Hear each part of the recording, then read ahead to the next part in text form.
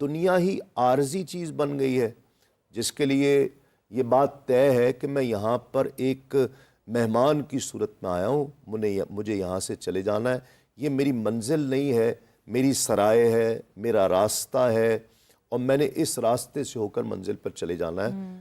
اس کے لیے وہ جنت کا باغ ہے۔ میں اپنے لیے وہ تمام عالم برزخ کے تمام کیفیات، تمام اسباب میں اپنے لیے خود لے کر جا رہا ہوں۔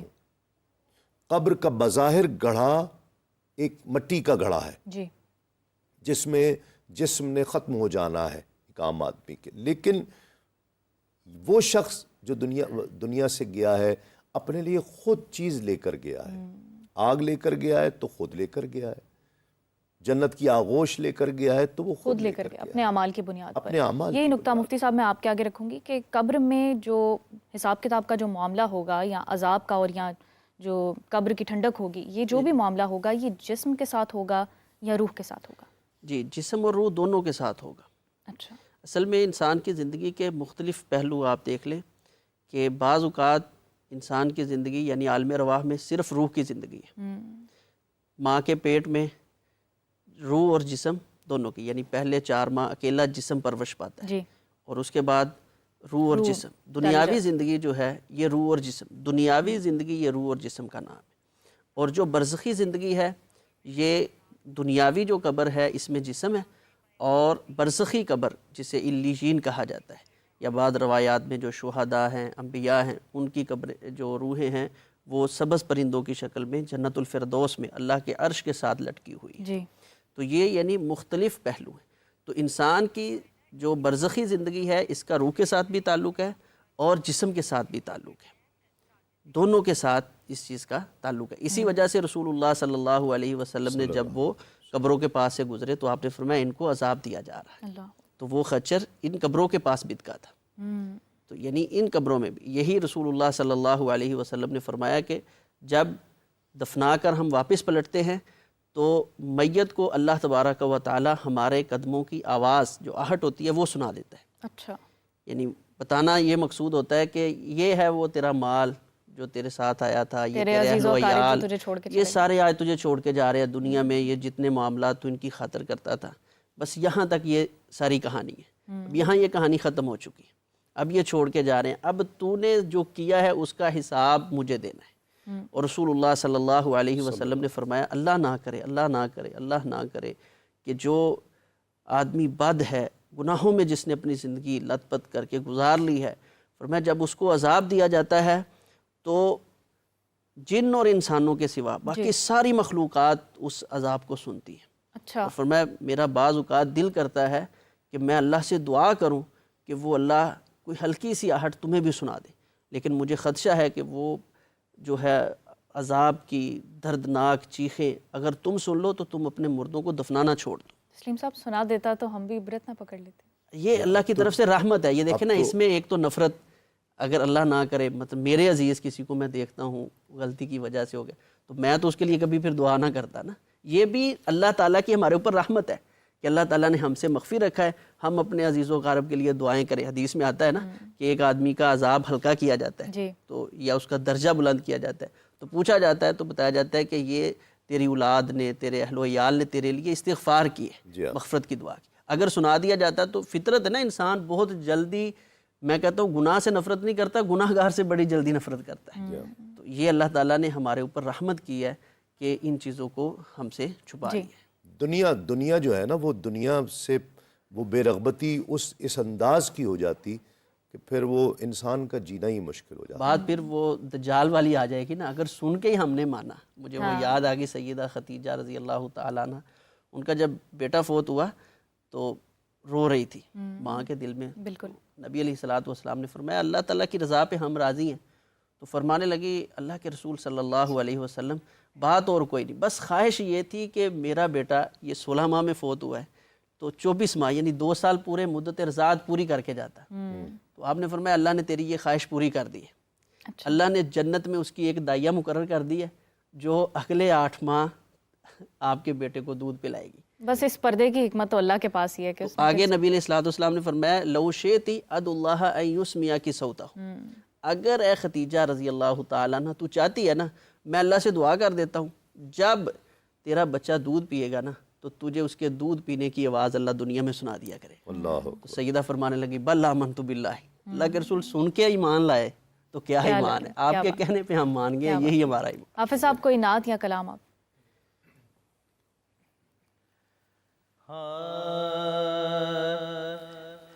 خیال حضرت جب آ گیا ہے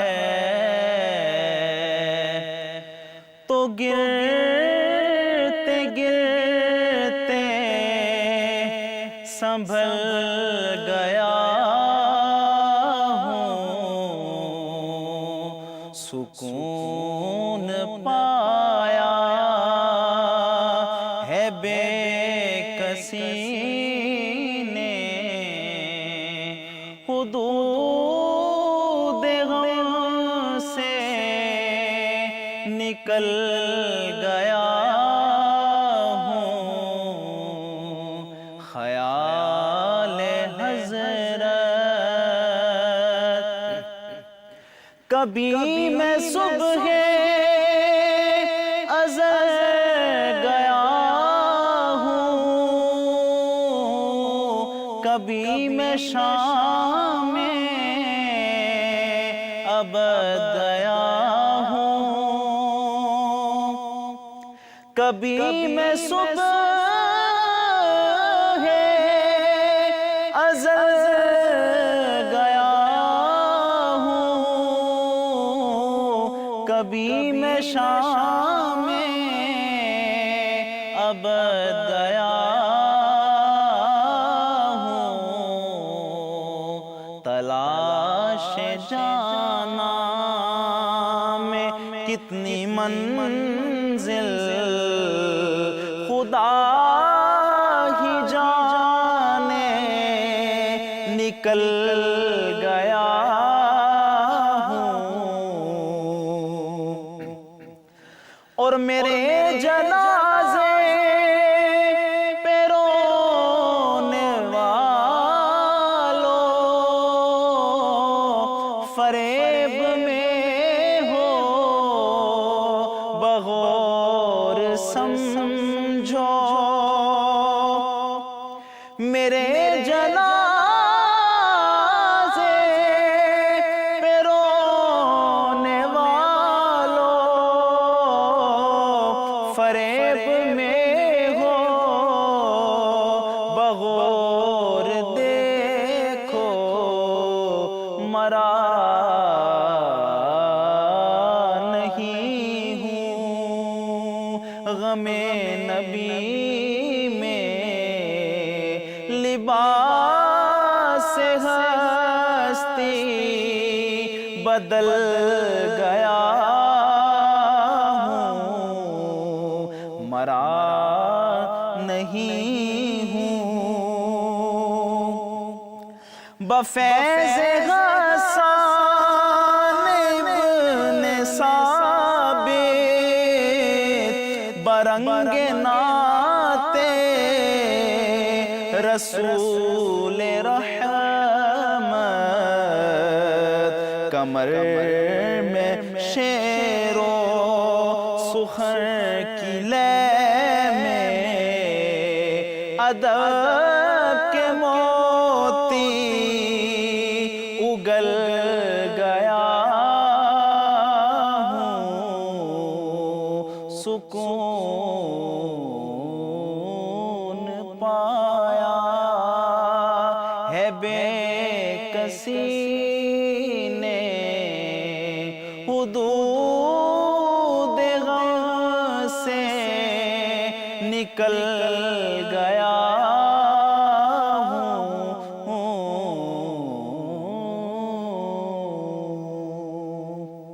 ماشاءاللہ، جزاک اللہ. مفتی صاحب آگے بڑھتے ہیں.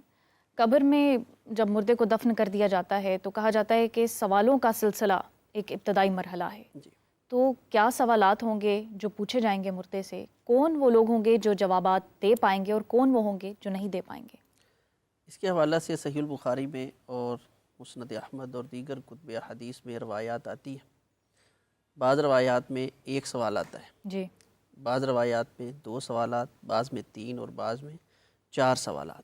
ٹھیک، تو یہ بات یوں سمجھ آتی ہے کہ مختلف انسانوں کے اعتبار سے مختلف سوالات ہوں گے۔ ٹھیک، حدیث میں آتا ہے رسول اللہ صلی اللہ علیہ وسلم نے فرمایا، ایک ہے عموماً آدمی، جو عمومی آدمی ہے، اس کے ساتھ 3 مشہور سوال ہیں جی، کہ من ربک، من نبیک، ما دینک، دینوں کا، آپ کا رب کون ہے، آپ کا دین کیا ہے، آپ کا نبی کون ہے؟ تو وہ اس کا جواب دے گا، ربی اللہ دینی الاسلام، اللہ تعالیٰ میرے رب ہیں، دین میرا اسلام ہے، اور نبینا محمد صلی اللہ علیہ وسلم، اور اللہ کے نبی جناب محمد رسول اللہ صلی اللہ علیہ وسلم یہ میرے نبی ہیں۔ یہاں ایک چوتھا اور سوال، بہت اہم نقطہ میں رکھنا چاہوں گی کہ جیسے نبی کا ذکر ہے تو نبی تو رسول پاک صلی اللہ علیہ وسلم کے علاوہ اور بہت سے جو انبیاء ہر قوم کے لیے اللہ تعالیٰ کہتا ہے کہ میں نے بھیجے، تو کیا ہر دوسرے مذہب کا جو شخص ہوگا وہ اپنے نبی کا نام پکارے گا؟ نہیں، یہ صرف وہی آدمی کامیاب ہوگا جو ہمارے نبی صلی اللہ علیہ وسلم کا ذکر کرے گا۔ جو اس سے ہٹ کر ذکر کرے گا یا کرے گا، بلکہ میں اس کی مزید وضاحت کرنا چاہ رہا ہوں کہ یہ بھی اہل ایمان ہے۔ اس سے چوتھا سوال ہوگا جی، کہ یہ تو نے سارا کچھ کہاں سے تجھے معلوم ہوا، کیسے؟ تو وہ کہے گا میں نے پڑھا ہے، میں نے لوگوں سے سنا ہے، اور میں نے اس پہ غور و خوض کیا ہے۔ جی، تو یہ 4 سوالات اہل ایمان سے ہوں گے۔ ایک جو سوال ہوگا ایسے شخص سے جو کلمہ رسول اللہ صلی اللہ علیہ وسلم کا نہیں پڑھتا اور نبی علیہ الصلاۃ والسلام کی نبوت کے بعد جو ہے وہ عیسائیت یا یہودیت کو پسند کرتا ہے۔ اس سے سوال یہ ہوگا ما تقول بہذا الرجل، لیکن جو پہلے سے موجود شریعت کو فالو کر رہے ہیں نبی پاک صلی اللہ علیہ وسلم سے پہلے، جیسے عیسائی ہیں یا اور مذاہب ہیں، تو وہ تو اپنے مذہب کے مطابق جواب دیں گے۔ یہ بھی سمجھے کہ اس سے پہلے یہ معاملہ جو ہے قبور والا یہ نہیں ہے، ٹھیک، یہ اس امت کے ساتھ ہے۔ یہی وجہ ہے کہ رسول اللہ صلی اللہ علیہ وسلم نے جب یہودیوں نے آ کر نبی علیہ الصلاۃ والسلام کے بعد بات کی تھی کہ آپ کو قبروں میں عذاب ہوگا، تو نبی علیہ الصلاۃ والسلام نے اس چیز کا انکار کر دیا تھا، میں یہ صرف یہودیوں کے ساتھ خاص ہے۔ پھر اس کے بعد آپ نے عصر کی نماز پڑھائی اور آپ نے فرمایا کہ جبرائیل علیہ الصلاۃ والسلام نے آ کر مجھے بتلایا کہ آپ کی امت جو ہے نا یہ بھی فتنہ دجال کی طرح قبروں میں آزمائی جائے گی۔ پھر آپ نے یہ تیاری کا حکم دیا ہے۔ ٹھیک، تو اس میں یعنی مسلمان ہونے کے بعد علم حاصل کرنا، جی، کیونکہ چوتھا سوال یہ ہوگا کہ آپ کہاں نے سے تمہارے پاس علم ہے؟ یہ تسلیم صاحب، آپ بھی اس بات سے اتفاق کرتے ہیں؟ دوسرے مذاہب کے لیے کیا معاملہ ہوگا؟ دیکھیے بات یہ ہے کہ ایک تو حضرت آدم علیہ السلام سے لے کر حضرت عیسیٰ علیہ السلام تک جی، جتنے انبیاء کرام دنیا میں تشریف لائے کم و بیش 1,24,000، ان میں سے کسی کو اجازت نہیں ہے کہ اپنے امتی کی قبر میں جائے، کسی کو اجازت نہیں ہے۔ یہ صرف اعجاز امت مصطفیٰ صلی اللہ علیہ وآلہ وسلم کا ہے کہ نبی کریم صلی اللہ علیہ وآلہ وسلم قبر میں تشریف لائیں جی، اور ان کی پہچان کا ذکر جی، کیا جائے۔ آپ نے دوسرے مذاہب کا ذکر کیا، تو کیا یہ شریعت کے منسوخ ہونے کی وجہ سے ایسا ہے کہ باقی انبیاء کی شریعت جو ہے وہ منسوخ ہو گئی؟ تو ابھی یہ معاملہ صرف مسلمانوں تک رہ گیا ہے۔ تو میں یہ پوچھنا چاہوں گی جو دوسرے مذاہب ہیں وہ جیسے بھی اپنے مردوں کو دفن کرتے ہیں تو ان کے معاملات کس طرح سے ہوتے ہیں؟ ان کے معاملات بھی ان سے یہ سوال کیا جائے گا، ما تقول بہذا الرجل، آپ اس آدمی کے بارے میں کیا کہتے ہیں؟ تو وہ کہے کہ لا ادری، ہمیں نہیں پتہ۔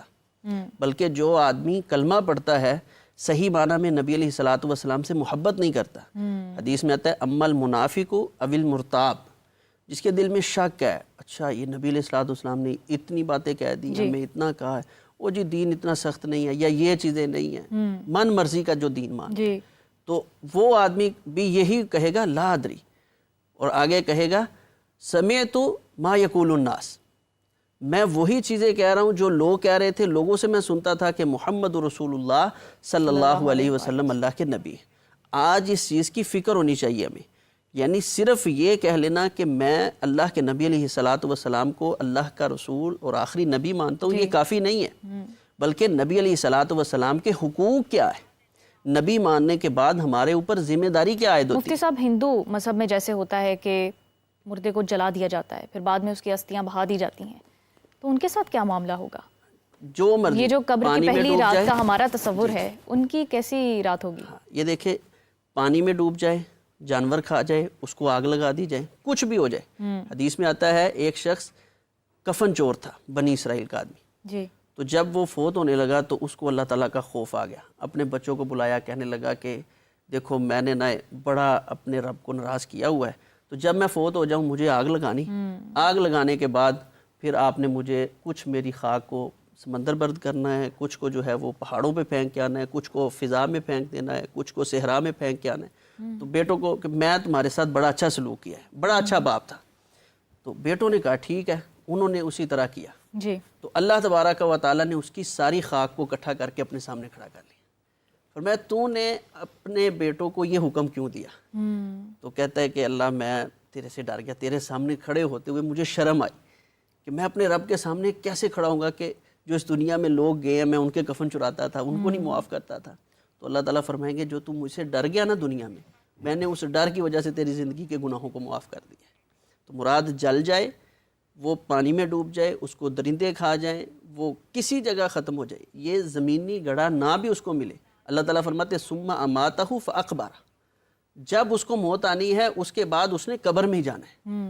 یعنی ایک جانور نے ایک کو کھا لیا ہے. یہی پوائنٹ میں تسلیم صاحب آپ کے آگے رکھنا چاہوں گی. جیسے پہلے یہ ڈسکس ہوا کہ جسم اور روح دونوں کے ساتھ ہی وہ قبر کا معاملہ ہوگا, تو یہاں پر جن کا جسم ہی نہیں رہتا تو پھر ان کی روح کے ساتھ معاملہ ہوگا. یہ عالم برزخ ہے نا, جی. یہ کسی ظاہری چیز سے جڑا ہوا نہیں ہے. ہم اس کا اندازہ نہیں کر سکتے, ہم اس کا احساس نہیں کر سکتے کہ یہ عالم برزخ کیا ہے. جی. اسی لیے مطلب ہمارے ہاں بہت کوششیں, اب جب ٹیکنالوجی بہت زیادہ بڑھ گئی نا, تو بہت سے لوگوں نے اندر ویڈیو کیمراز کا اہتمام کیا. ایسے ہی ہے کہ کیمراز لگا کے دیکھیں کہ ہم اندر کیا ہو رہا ہے, کیا جو ہم حساب کتاب کا سنتے ہیں کہ اس شخص کے ساتھ مرنے کے بعد کیا ہوا. اور کئی دنوں کی فوٹیجز ان کے پاس ہیں, کئی دنوں کی فوٹیج. یہ اس ٹیکنالوجی نے لوگوں کو اس چیز پر برانگیختہ کیا. لیکن عالم برزخ کسی اور چیز کا نام ہے, وہ کسی اور کیفیت کا نام ہے. سائنس کے مطابق بھی جب انسان کی موت واقع ہو جاتی ہے تو اس کی خون کی نالیوں میں بیکٹیریاز جو ہیں وہ ڈکے کے پروسیس کو سٹارٹ کر دیتے ہیں, اور کچھ عرصے بعد جو باڈی ہے وہ گل سڑ جاتی ہے. جی ہاں, بالکل بالکل ایسا ہی ہے. اور بہت سارے قبلہ بہت سارے لوگ ایسے ہیں کہ جنہیں سینکڑوں سال کے بعد جن کی قبر کشائی کی گئی ہے, تو وہ اسی طرح جسم جو ہے, یہی میرا اگلا نقطہ ہے کہ پھر جو شہید کا جو جستحقاقی ہوتا ہے, جی ہاں, میں جو عرض کر رہا تھا وہ کیسے سلامت رہتا ہے. ایک چند چیزیں جو میں ذکر کر رہا ہوں جو مفتی صاحب نے فرمایا, حضرت آدم علیہ السلام سے لے کر حضرت عیسیٰ علیہ السلام تک کم و بیش 1,24,000 پیغمبر, وہ سب حق پر ہیں. کسی کو اجازت نہیں ہے اپنی امتی کی قبر میں جائے. یہ نبی پاک صلی اللہ علیہ وآلہ وسلم کی امت کا اعزاز ہے, یہ شرف ہے کہ حضور نبی کریم صلی اللہ علیہ وآلہ وسلم تشریف لائیں گے اور ان کے لیے پوچھا جائے گا کہ اس کے لیے دنیا میں کیا کہتا تھا, اس کے بارے میں کیا رائے رکھتا ہے. جو ایمان والا ہوگا وہ پہچان جائے گا, اور جو ایمان سے عاری ہوگا وہ اس عرفان اور پہچان سے بھی عاری ہو جائے گا. ایک بات تو یہ کفار سے بھی, اس لیے کہ اللہ کے نزدیک دین اسلام ہی ہے. جی بے شک. وہ حضرت موسیٰ علیہ السلام کا امتی تھا, حضرت عیسیٰ علیہ السلام کا امتی تھا, وہ مسلمان ہی تھا, اس لیے کہ اللہ کے نزدیک دین اسلام ہی ہے. بے شک. اب جب نبی کریم صلی اللہ علیہ وآلہ وسلم کی بعثت مبارکہ, خاتم النبیین, جن پر نبوت کا دروازہ بند ہو گیا, جن کی آمد سے جب وہ ہستی دنیا میں تشریف لائی, تو اب دنیا میں جو بھی موجود ہے اسے تمام انبیاء کو حق پر ماننے کے ساتھ ساتھ ایک امتی کی حیثیت سے نبی کریم صلی اللہ علیہ وآلہ وسلم کی پیروی واجب ہو گئی ہے, ٹھیک ہو گیا, فرض ہو گئی. وہ دین اسلام اب حضور نبی کریم, لیکن حضرت آدم علیہ السلام سے لے کر حضرت عیسیٰ علیہ السلام تک تمام انبیاء کو حق پر ماننا اور ان پر ایمان رکھنا, یہ تو ہمارے عقیدے کا حصہ ہے نا, قلعہ رسالت تو ہے نا, یہ بنیادی عقیدہ ہے, بنیادی عقائد میں سے ہے, جو ضروریات دینی میں سے ہے کہ تمام انبیاء کو ماننا اور ان پر ایمان لانا. تو اب جتنے کفار ہیں, یہودی ہیں, نصارہ ہیں, ان سب کے لیے نبی کریم صلی اللہ علیہ وآلہ وسلم کی پیروی ضروری ہے. وہ حق کو پہچانے, ایون کتابوں میں یہ بھی لکھا، علماء نے اس پر بھی بحث کی کہ وہ شخص جو کسی جنگل میں پلا بڑھا اور کسی شخص سے اس کی ملاقات نہیں ہوئی، وہ کس طرح سے اس کا مکلف ہوگا؟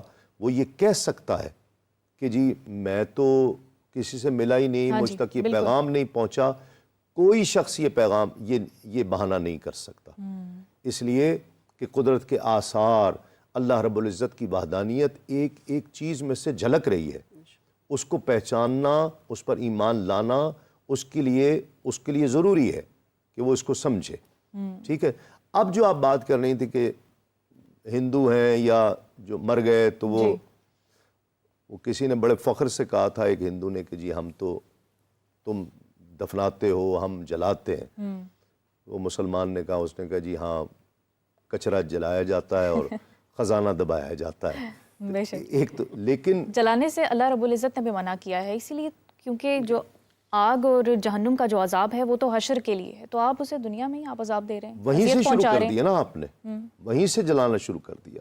اللہ رب العزت نے فرمایا کہ جو شرک کرے گا میں اسے دوزخ کی آگ میں جلاؤں گا، تو انہوں نے وہ دوزخ کی آگ تو اور ہے، لیکن ہندو نے دنیا میں ہی جلانا شروع کر دیا ہے اسے، اس کے عقیدے کا حصہ بنا دیا ہے، اس کے یقین کا حصہ بنا دیا ہے، اور سب سے بڑا بیٹا سب سے پہلے آگ لگاتا ہے، جی اللہ اکبر، جہالت کی سب سے انتہا بڑا بیٹا ہے، بیٹا ہی آگ لگائے گا، بیٹے کا بیٹا بیٹے کو آگ لگائے گا، یعنی یہ ان کے عقیدے یقین کا حصہ بنا دیا کہ وہ آگ تو لگائے پھر یہ کفار جو ہے کیا ان کی روح کو عالم برزخ میں وہیں سے عذاب شروع ہو جائے گا؟ کیونکہ روح اور کفار ہیں، جسم، مشرک ہیں۔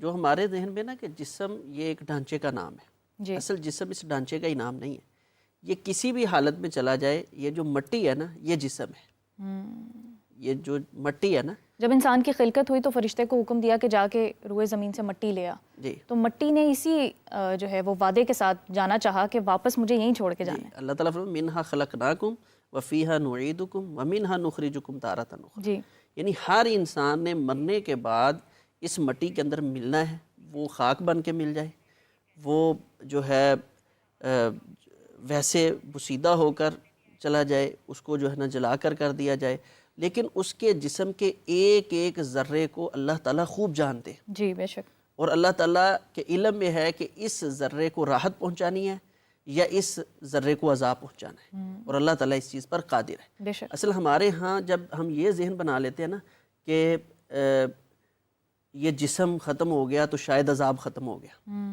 تو یہ تو ہندوؤں کا ایک سوچ اور ان کی ایک فکر ہے، ان کے لیے ایک خاص ایک اور بھی چیز ہے اس میں کہ جی 7 جنم ہے، 7 جنم ہے، کہ وہ اس کے بعد اس اگلا خوشی میں آگے جنم، لگا دیتے ہیں، اگلا جنم اگلے آئے گا جنم۔ تو پھر تیسرا جنم آئے گا تو چوتھا، ان کے نزدیک یہ بھی ہے۔ تو ہمیں یہ دیکھنا ہے کہ اللہ تعالیٰ کی قدرت صرف اپنی عقل میں، وَمِن وَرَائِهِمْ بَرْزَخٌ إِلَىٰ يَوْمِ يُبْعَثُونَ، یہ ساری چیزیں پردے میں ہیں، جتنی چیزیں شریعت نے ہمیں بتا دی ہیں اس پر ہمارا ایمان ہے۔ جب شریعت نے بتا دیا کہ جسم کو بھی عذاب ہوتا ہے، وہ جسم کس حالت میں ہے ظاہری ہمیں آنکھوں سے نظر نہیں آ رہا، لیکن ہم کہتے ہیں نا کہ یہ قبر ہمارے باپ کی ہے، ہمارے دادے کی ہے، جی جسم تو اندر نہیں ہے نا، لیکن وہ کیوں ہے؟ جب ہم اپنی سوچ فکر علم کے اعتبار سے کہہ رہے ہیں کہ یہ ہمارے دادا پردادا کی قبر ہے، تو اللہ تعالیٰ کا علم کوئی محدود ہے؟ وہ تو بہت وسعت والا ہے۔ یہیں سے کنٹینیو کریں گے، ایک کالر ہے ہمارے ساتھ۔ السلام علیکم، جی جناب کہاں سے بات کر رہے ہیں؟ ہیلو، السلام علیکم، کال کٹ ہو گئی ہے آئی گیس۔ تسلیم صاحب اسی نقطے سے آگے بڑھیں گے۔ جی ہاں، یقیناً مفتی صاحب نے درست فرمایا کہ جب جو قبر کا جو عذاب ہے وہ اس گڑھے سے جڑا ہوا، صرف اس کا پابند کیا نہیں یہ ہے۔ بھی ممکن ہے کہ جو عالم برزخ میں کسی کو عذاب ہو رہا ہے یا کوئی کسی تکلیف سے گزر رہا ہے، وہ روح ہی محسوس کر رہی ہے لیکن وہ اس کے ساتھ جسم کی تکلیف بھی ایڈ کی گئی ہو؟ کیا ایسا ممکن ہے؟ جی ہاں بالکل، روح لوٹائی گئی ہے نا، اس لیے کہ انسان کا سفر ہے جو عالم ارواح سے شروع ہوا ہے، عالم ارواح سے انسان چلا ہے، یہ ایک راستہ ہے، دنیا میں آیا ہے کچھ دیر کے لیے، پھر اس کے بعد عالم برزخ سے گزرتا ہوا اس نے اخروی دنیا میں پہنچنا ہے جو اس کی آخری منزل ہے، تو یہ ایک راستے سے گزرا ہے۔ شہیدوں کے بارے میں کیا معاملہ ہے؟ کیونکہ اکثر ایسا ہوا ہے کہ قبر کشائی کی ضرورت پڑی، جب دیکھا گیا تو ان کا جسم سلامت تھا، انفیکٹ کہ ان کی داڑھی اور بال گرو بھی کر رہے تھے۔ شہید تو شہید ہے نا جس کے لیے فرمایا گیا کہ اسے رزق پہنچتا ہے، یعنی یہ تو اللہ کا وعدہ ہے اس سے کہ شہید کو رزق پہنچایا جاتا ہے، تو وہ کھاتا پیتا ہے، جو بھی رزق وہاں کی ضروریات میں سے ہے۔ تو پھر یہ معاملہ بھی تو برزخ میں ہو رہا ہے، تو وہ جنہیں برزخ میں عذاب ہو رہا ہے گو دونوں زندہ نہیں ہیں برزخ کے معاملے میں؟ یہی پوائنٹ سمجھنے والا ہے جی، کہ ایک ہے جیسے دنیاوی زندگی، شہید کو کہتے ہیں نا شہید زندہ ہے، یہ ایک ہے دنیاوی زندگی، ایک ہے برزخی زندگی۔ برزخی زندگی جسم اور روح کی جدائی کا نام ہے، جسے عرف کے اندر موت کہا جاتا ہے۔ جی یہ بھی ایک زندگی ہے، برزخی زندگی بھی ایک زندگی ہے، لیکن جس کو راحت محسوس ہو رہی ہے جیسے شہداء ہیں، انبیاء ہیں، تو ان کو کہا جاتا ہے یہ برزخی زندگی زندہ ہے۔ یہی پوائنٹ تسلیم صاحب کنٹینیو کرے تو ان کی بات کٹ گئی۔ ایگزیکٹلی، بالکل صحیح کہہ رہے ہیں کہ وہ ایک زندگی ہے، وہاں پر صرف شہید ہی نہیں، جی شہید کی زندگی کچھ اور ہے جس کا رب ذکر کر رہا ہے کہ جو اسے مردہ گمان بھی نہ کرو، اسے مردہ کہنا اور بات، رب فرما رہا ہے کہ اسے مردہ گمان بھی نہ بے کرو، شک بے شک، وہ اپنے رب کی طرف سے رزق پا رہا ہے۔ وہ رزق پا رہا ہے، جو بھی رزق اس عالم کی ضروریات میں سے ہے وہ رزق پا رہا ہے، گویا وہ اللہ کی بارگاہ میں اس کا بہت بڑا تو درجہ جو ہے۔ قبر میں سوالات کا سلسلہ ہے یا باقی کے یہ ہر ایک معاملات کے ہیں، لیے ہے، یہ شہیدوں کے ساتھ بھی ہوگا؟ شہیدوں کے لیے بھی ہے، لیکن وہ شہید تو اللہ کا محبوب بن جاتا ہے نا، جس نے اللہ کی شہادت، اللہ کے ایک ہونے کی گواہی، اللہ کے حق ہونے کی گواہی اپنی جان کا نذرانہ پیش کر کے دی ہے۔ شہید کا مطلب گواہ ہے، جی، شاہد ہے، شہادت دینے والا۔ وہ شہادت کیا دے رہا ہے؟ اپنی جان دے کر، اللہ کی رضا کے لیے، اپنی جان دے کر شہادت دے رہا بے ہے، شک۔ یعنی یہ گواہی کا سب سے بڑا درجہ ہے کہ وہ اپنی جان کا نذرانہ پیش کر کے گواہی دے رہا ہے کہ اللہ ایک ہے، وہی خالق ہے، وہی مالک ہے، وہی رازق ہے۔ اتنی بڑی گواہی کے بعد بھی سوالوں کے جواب دینا پڑیں گے؟ جی، وہ سوال تو روٹین ہے نا ایک چیز، اس کے لیے وہ سوال کیا ہے؟ وہ تو اپنے محبوب سے ملنے جا رہا ہے، جی، وہ تو اس کی زیارت کا متمنی زیارت ہے۔ رسول مقبول صلی اللہ علیہ یہ بھی وسلم کی کہا قبر میں گیا ہوگی۔ یہ بھی کہا گیا کہ وہ شہید یہ خواہش کرے گا کہ مجھے پھر زندگی دی جائے، میں پھر رب کی ایسے ہی بارگاہ میں مروں۔ 1000 مرتبہ مجھے زندگی دی جائے، میں ہر دفعہ کٹ مر کر رب کی بارگاہ میں پیش ہوں، میری یہ خواہش ہے۔ یعنی وہ جس کیفیت سے گزرے گا، تو شہید کی تو قبر ہی جنت ہو گئی نا؟ بے شک بے شک، تو پھر محشر میں وہ جنت جہنم کے تصور کا کیا حساب ہوگا؟ وہ یقیناً جنتی ہے، اسے تو پہلے سے ہی مل گیا ہے، وہاں بھی جنت تو وہ ہی برزخ جائے گا۔ میں انتظار ہی کرے گا یا وہاں بھی اس کے لیے کچھ انعامات ہیں؟ وہ بے شمار انعامات ہیں، وہ برزخ سے ہی جنت کی فضاؤں میں ہے۔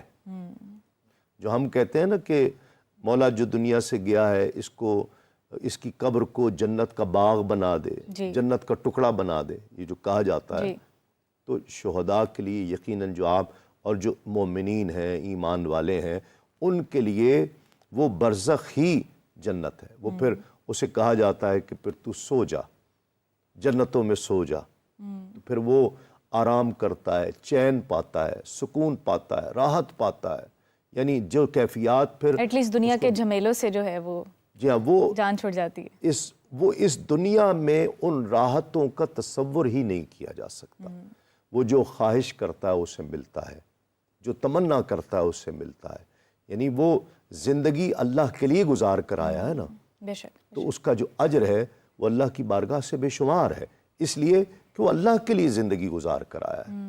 تو جو اچھا، کام یہ تو اللہ کے لیے کیا جائے، شہیدوں کی بات ہو گئی تسلیم صاحب، کچھ بچوں کے بارے میں بھی کہا جاتا ہے کہ جو بچے نابالغ ہوتے ہیں یا اتنی سمجھ بوجھ نہیں رکھتے، جب ان کا انتقال ہو جاتا ہے تو وہ بھی سوالات و جوابات سے مستثنیٰ ہو جاتے ہیں۔ اس لیے کہ وہ نہ صرف خود جنتی ہوتے ہیں بلکہ روایات میں آتا ہے کہ وہ اپنے چاہنے والوں، اپنے ماں باپ، ان کے لیے بھی جنت کی سیڑھی بنتا ہے، اچھا، وہ جنت کے لیے ان کا وسیلہ بنتا ہے کہ جی میرے ماں باپ بھی ہیں، مولا ان کو بھی تو جنت میں داخل، تو وہ تو خود صاحب سفارش ہو جاتا ہے، جی، یعنی اس کا مقام مرتبہ ایسا ہو جاتا ہے۔ مفتی صاحب بچوں کے علاوہ اور کون سے لوگ ہیں جن کو استثناء ہے سوالات سے؟ جی، سوالات سے استثناء بچوں کو صرف اس لیے ہے کہ وہ مرفوع القلم ہے۔ اسی طرح جو مجنون ہے، جی، پاگل آدمی، جی، اس کو بھی اللہ تعالیٰ نے استثناء دیا ہے کہ اس وہ اس لیے کہ عقل و خرد ہی نہیں ہے، اس کو یہ سوچ سمجھ نہیں ہے، تو اس کو بھی اللہ تعالیٰ نے معاف کر دیا۔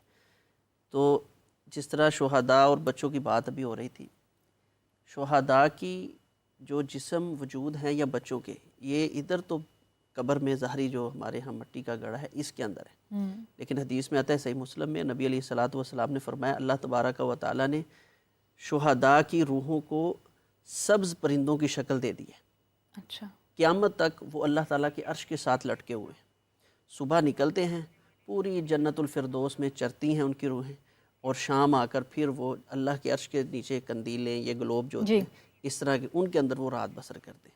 اسی طرح یہ جو نابالغ بچے ہوتے ہیں یہ سارے کے سارے ان کی روحیں، نبی علیہ الصلوۃ والسلام نے فرمایا میں نے معراج کی رات دیکھا کہ بیت اللہ کی طرح کا ایک گھر ہے 7ویں آسمان پر، اور ایک آدمی ٹیک لگا کے جو ہے نا اس گھر کے ساتھ بیٹھا ہوا اور اس کے ارد گرد بڑے بچے۔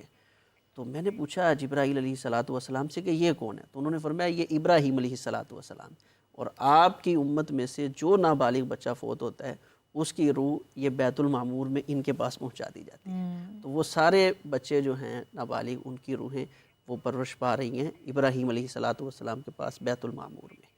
مرض طاعون سے مرنے والوں کے بارے میں بھی ایسا ہی کہا جاتا ہے، اس بات میں کتنی صداقت نہیں، ہے؟ یہ ان سے سوالات ہوں گے۔ یہ ہے کہ جو اس وقت اس طاعون کی بیماری میں شہادت عقیدہ توحید کے اوپر فوت ہوں گے، اللہ تبارک و تعالیٰ اس کو درجہ شہادت پر فائز کرے گی۔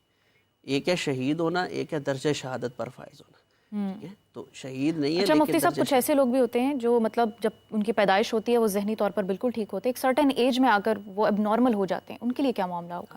جب انسان دیکھیں شریعت نے کوئی قید نہیں لگائی، جب تک وہ سوچ سمجھ رکھتا ہے، معاملات کی اچھائی اور برائی کی پرکھ کرتا ہے، تب تک وہ شریعت کا مکلف ہے۔ ٹھیک، لیکن جس دن اس کی عقل جو ہے وہ ختم ہو چکی ہے، وہ کسی حادثے میں ہو گئی یا ویسے کسی پریشانی کے سبب ہو گئی، پھر شریعت اسلامیہ نے اس کو مرفوع القلم کر دیا ہے۔